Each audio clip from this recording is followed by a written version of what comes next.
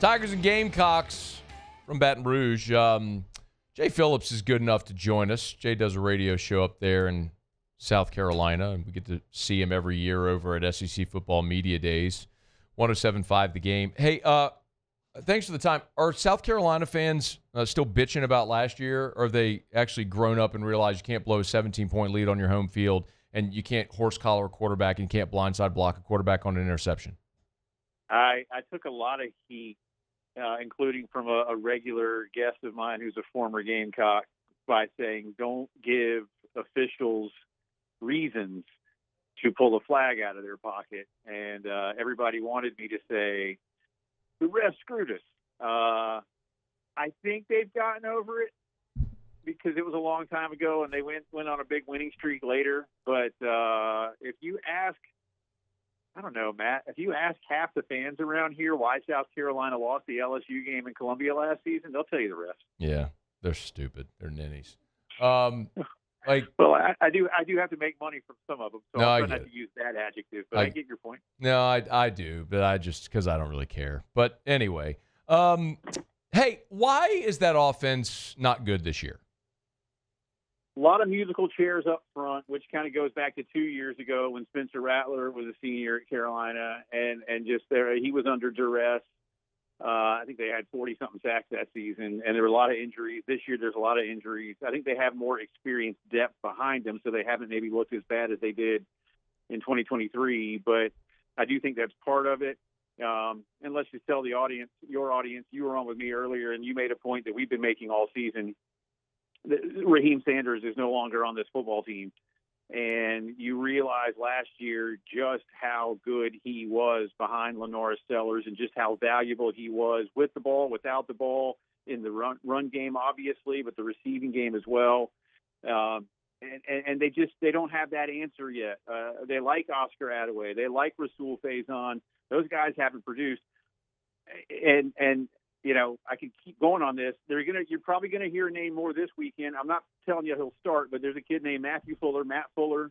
He got a lot more run, no pun intended, against Kentucky, and he was talked about a lot this week in some of the press conferences with Coach Beamer and Coach Mike Shula.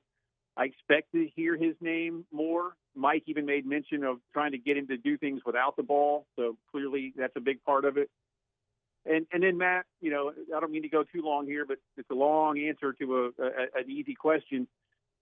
I've said on my show, I feel like LaNorris Sellers, in a lot of ways, has not been himself. At least he wasn't until the Kentucky game. Against Virginia Tech, you could tell that some of the stuff they did in the offseason in terms of the pocket presence, he was really trying to work on. Took a couple of bad sacks in that game. South Carolina won. South Carolina State, you can't tell much about. Vanderbilt, he gets hurt. And doesn't play but maybe a quarter-ish. You know, against Missouri, not really himself, but he did throw for over 300 yards. And again, against Kentucky, he was back to being him. I've said about LaNorris, in a few instances, he's made some bad plays for some good reasons. He's really good on the deep ball, but he's taken some bad sacks because of it, and he's going to have to correct those things. But between the line, playing musical chairs, and no solid tailback, it's just been hard for Carolina to get something going because every defense knows who the best player is. It's not even hard. We'll get right back to the video, but thrilled to welcome Our Lady of the Lake to AFR LSU. As the championship health partner of LSU Athletics, the physicians at Our Lady of the Lake serve the champions on the field in the purple and gold, but that same level of care is available to you and your family. I've been a proud supporter of Our Lady of the Lake my entire life, from volunteering at the Ronald McDonald Playroom as a high schooler to helping so many of the fundraising efforts for the standalone Children's Hospital to my own son being a patient now at that very Children's Hospital, and my primary care physician, Dr. Kurt Chastain at Our Lady of the Lake Men's Health Group. Our Lady of the Lake has been a part of my medical journey my entire life, and you can learn more as well. Our Lady of the Lake and LSU. Together, we roar. Their ability to score non-offensive touchdowns, though, is pretty remarkable, Jay. I mean, they've got 6 non-offensive touchdowns this year. Yep. And when you do it that often, it's not coincidence. Like, you're good at it. So why are they so good at that? Well, Shane emphasizes that, and I told you I've dubbed because they have so many, and I expect them to score more. Maybe not Saturday night, but I expect them to get more. I've called them supplemental touchdowns because that's what they are, man. I mean, they just. I think Shane, as a coach, as someone who's coached so many positions, and certainly, I think we all talk about Beamer ball and special teams, but it's real, and it's part of how he was raised at Virginia Tech as a player, as the coach's son, as an assistant up there. He's coached special teams, but he's coached DBs and linebackers, and I think he understands the value, especially at a school like South Carolina, of having to find those. And again, I'll use the term supplemental touchdowns. Look, South Carolina's had some really good years. There will not be a time without winning a whole bunch of championships that South Carolina is ever going to be thought of as a Georgia and LSU when it comes to the level of talent. You're just not going to have it. So you've got to find those little places where you can make a difference. And Shane has really begun to instill that in the Gamecocks, to be prepared for those moments, to find the little wrinkles that they like. Listen, I'll tell you this: they had a fake punt, Matt, against Kentucky. It was 4th and 11 from about the Kentucky or from the Carolina. They on their own side about the Carolina 40-something. They got 10.5 yards on it, but Shane will tell you, and you could tell after the game, they saw a touchdown on that play.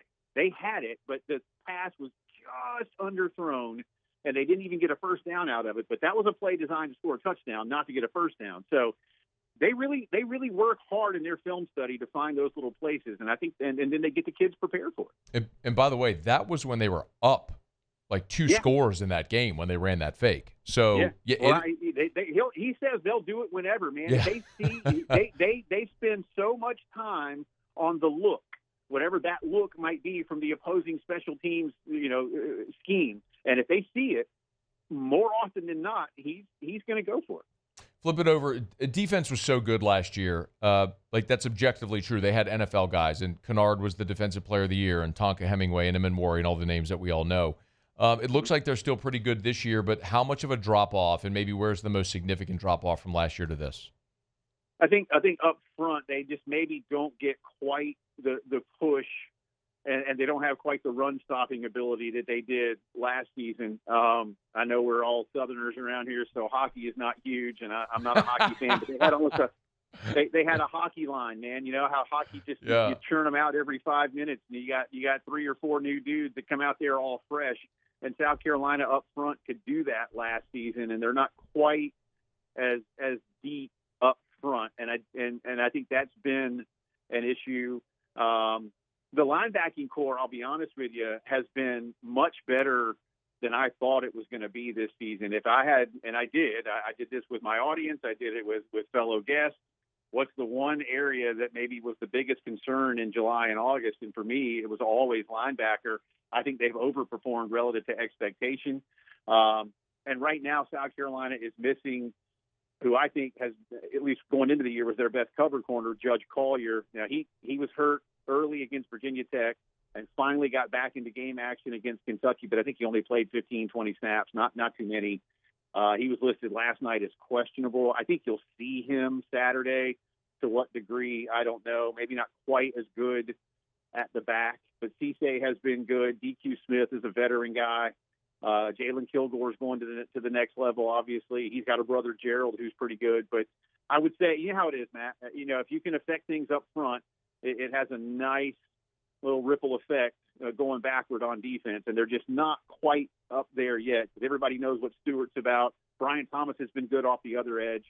I like those guys, and I think they'll need to be busy Saturday. Yeah. Jay, Carolina was just outside the top 10 in the preseason rankings. We know Sellers was picked as the preseason All-SEC quarterback. So I'd imagine for this team to be sitting here already with two conference losses is disappointing. What kind of is the temperature of the fan base right now, and what seems to be on the line this week coming to Baton Rouge? Because you ain't got to be brilliant to look at what's ahead, man. It's LSU, number 6 Oklahoma, number 8 Bama, number 4 Ole Miss, number 5 Texas A&M. Oh, you got Clemson as well. Like the gauntlet is here. It is. And that's why I think there's disappointment in the sense that the feeling here before any game was played was you, at worst, need to be 4-1 as you go into this stretch that starts Saturday over there with you guys. And they're not. Now, again, you can look at reasons / excuses. Again, LaNorris goes down in the second quarter against Vanderbilt, and that changed a lot. Did it change everything? No, because Vandy was really good that night. Did Carolina win because of it? If he's back there, I don't know. Here's the thing, too, man. They had the lead going into the fourth quarter at Missouri. With 5 minutes to go, they were still only down 6, and they got the ball back, but they went 3 and out. So you've had your moments and opportunities. But, last year you were on the cusp of the playoff. And I'm not saying that needed to be an expectation again this year. That's hard for South Carolina to win 9 games in back-to-back seasons. But, now you're almost worrying, like, do you get to the, Gasparilla Bowl or something, And so I think losing to Vandy in Columbia was tough, regardless of how much better Vandy is. And so now you got to go steal 1 or 2 of the ones that you just mentioned. And that feels difficult. So I think there's an understanding that, again, as LaNorris goes, this team goes. And LaNorris missed most of the Vandy game, was not himself against Missouri, even though he threw for 300 yards, but he didn't run. And now here we are. Jay, what's the blueprint for Carolina to win Saturday in Baton Rouge? Well, okay. LaNorris is going to need to have a nice game all around. Again, I think I told you when you were on my show earlier, he's played well in his last 5 true road games. Not lights out, outstanding in all of them. I'd say the best one was at Clemson last season, where I think he ran for, I don't know, I think about as many as he threw for. It was like 170 each, and Rocket had a good game. He needs to do something close to that, and that ain't going to happen because he ain't going to run for that much. He needs to throw. He's good on the deep ball, Matt. So I think my blueprint is this. Early, try to stretch the field for South Carolina. Try to hit some deep balls to Nick Harbor. Try to pull that LSU defense, which is outstanding, backward just a little bit. Create some space.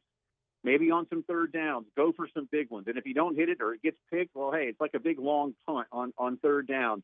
And then see through the course of the game if you can keep LSU's defense just a little bit more on its toes. Because if you can, and LaNorris can begin to run the football, then he's got space to run through. And he can be very elusive. But I think early, in terms of blueprint for your question, I think you've got to find ways to stretch the field and hit a few of those big plays so it gives LSU something to think about. Because like the Tigers, the Gamecocks are not good in the run game on offense. And I just don't see that changing this weekend. Yeah, 2 teams that are really struggling to find it offensively. Be interesting to see how it all plays out. He's Jay Phillips, 107.5 The Game, covers the Gamecocks, has for a long time.